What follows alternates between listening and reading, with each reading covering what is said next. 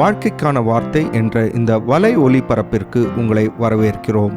இது ஆதியாகமம் முதல் வெளிப்படுத்துதல் வரை முழு வேதாகமத்தையும் உள்ளடக்கிய ஒரு தினசரி தியானமாகும். லேவியராகமம் 18ஆம் அதிகாரத்தில் ஆண்டவர் கண்ணியமற்ற, பொல்லாத, தீட்டுப்படுத்தும், சீர்கெட்ட மற்றும் அருவருப்பான செயல்களுக்கு தடை விதிக்கின்றார். இந்த செயல்கள் குடும்பங்களை கெடுக்கும், கடைசியாக சமுதாயத்தை உடைத்து போடும். முதலாவதாக இந்த அதிகாரத்தின் ஆரம்ப வசனங்களில் ஆண்டவர் இஸ்ரவேலுக்கு அவர்தான் கர்த்தராக, ஆண்டவராக இருக்கின்றார் என்று சொல்லுகின்றார்.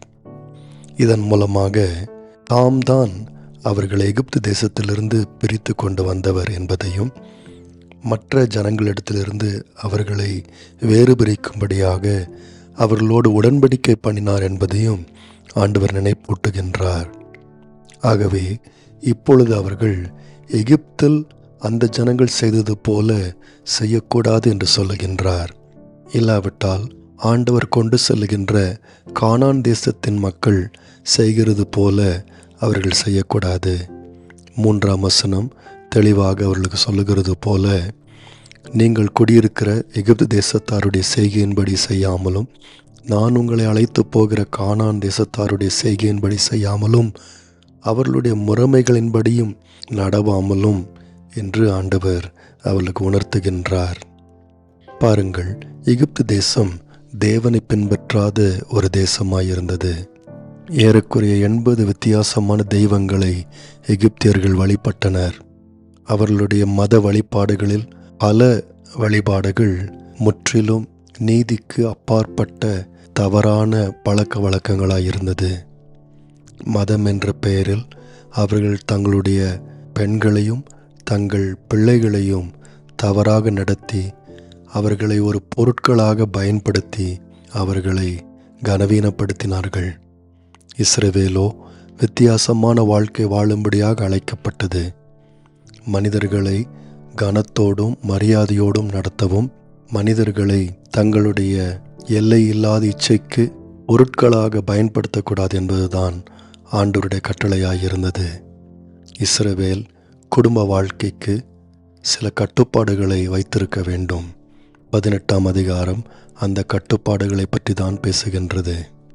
எங்கே கட்டுப்பாடு இல்லையோ அங்கே எல்லாவிதமான பிரச்சனையும் மற்றவர்களுக்கு கெடுதலும் உண்டாகும்.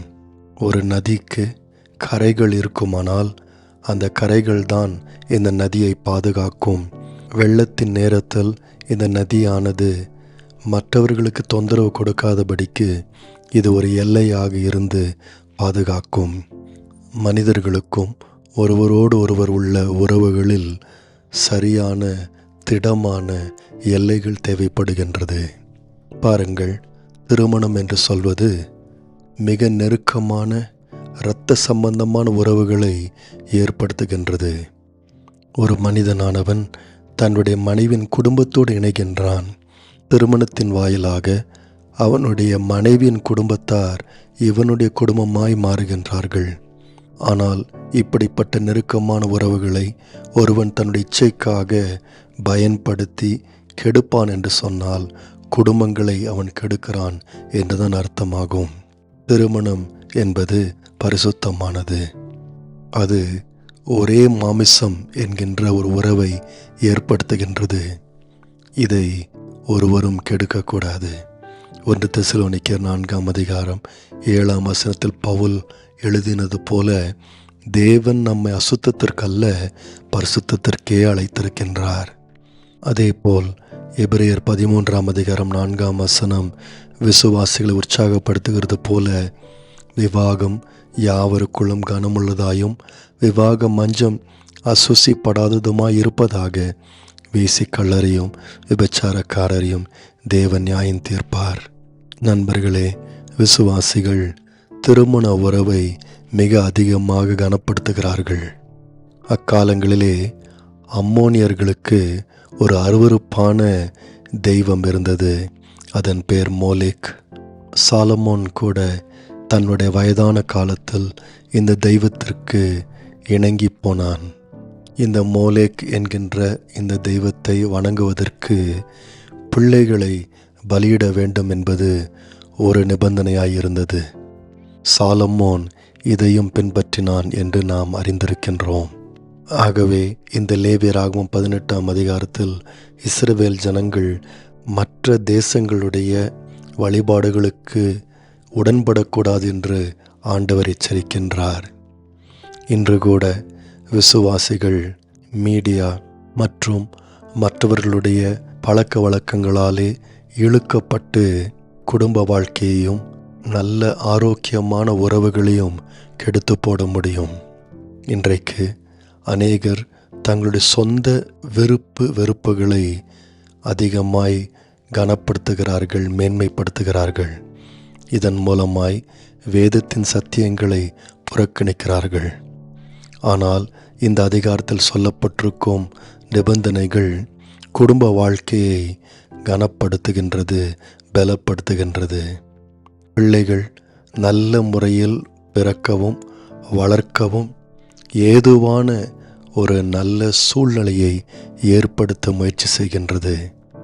இதற்கு மாறான எந்த வாழ்க்கை முறையும் இந்த அதிகாரத்தில் கண்டனம் செய்யப்படுகின்றது.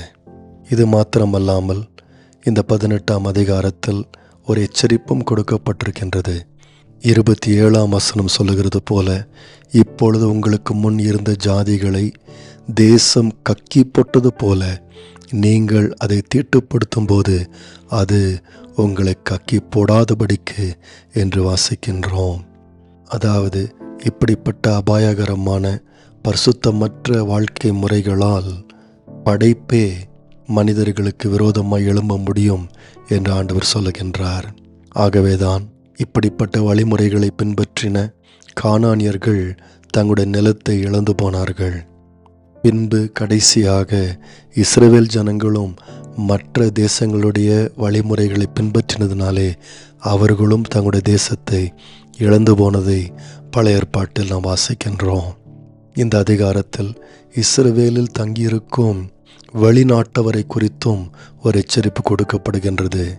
வெளிநாட்டவர் இது எங்களுடைய கலாச்சாரத்தில் இப்படிதான் செய்வோம், எங்கள் தேசத்தில் நாங்கள் இப்படிதான் செய்து பழக்கம் என்று சொல்லி தேவன் விரும்பாத வழிமுறைகளை இஸ்ரவேலுக்குள்ளே கொண்டு வந்து அதை நியாயப்படுத்தக்கூடாது. தேவன் இஸ்ரவேலருக்கு மாத்திரமல்ல எல்லாருக்கும் தேவனாயிருக்கிறார் என்று இந்த அதிகாரத்தில் உணர்த்துகின்றார். 1 தெசலோனிக்கர் 4ஆம் அதிகாரம் 6ஆம் வசனம் நம்மை எச்சரிக்கிறது போல, இந்த விஷயத்தில் ஒருவனும் மீறாமலும் தன் சகோதரனை வஞ்சியாமலும் இருக்க வேண்டும். முன்னமே நான் உங்களுக்கு சொல்லி சாட்சியாக எச்சரித்தபடியே இப்படிப்பட்ட விஷயங்கள் எல்லாவற்றையும் குறித்து கர்த்தர் நீதியை சரி கட்டுகிறவராய் இருக்கிறார் என்று பவுல் எச்சரிக்கின்றார். நண்பர்களே, விசுவாசிகள் தங்களுடைய சரீரங்களை அடக்கி ஆள கற்றுக்கொள்ளுகின்றார்கள். தேவனுடைய சாயலில் படைக்கப்பட்ட பெண்களை மனிதர்களாக பாவிக்கின்றார்கள். எந்த பெண்ணையும் எந்த ஆணையும் ஒரு பொருளாக அவர்கள் பயன்படுத்துவது கிடையாது. திருமணத்தில் தங்களுக்கு இருக்கும் துணையை கனப்படுத்துகின்றார்கள். விசுவாசிகள் நல்ல உறவுகளை ஏற்படுத்துவதில் கவனமாயிருக்கின்றார்கள். பிள்ளைகளை பாதுகாக்கின்றார்கள். ஏன் நிலத்தை குறித்தும் அக்கறை உள்ளவர்களாயிருக்கின்றார்கள். விசுவாசிகள் மனித திறமைகளின் உச்சக்கட்டத்தை அடைய முயற்சி செய்கின்றார்கள். ஆனால் மிருகங்களைப் போல தங்களை தாழ்வாக நடத்த அவர்கள் விரும்புவதில்லை. விசுவாசிகள் பரிசுத்தமாய் நடந்து கொள்ளுகின்றார்கள். ஆண்டவர் அவர்களுக்கு வாக்கு பண்ணினது போலவே பரிபூர்ண ஜீவனை அவர்கள் அனுபவிக்கின்றார்கள். நேயர்களே, இந்நிகழ்ச்சியை கேட்டதற்காய் நன்றி. மீண்டும் ஒரு புதிய அத்தியாயத்துடன் வாழ்க்கைக்கான வார்த்தையில் நாளை சந்திப்போம்.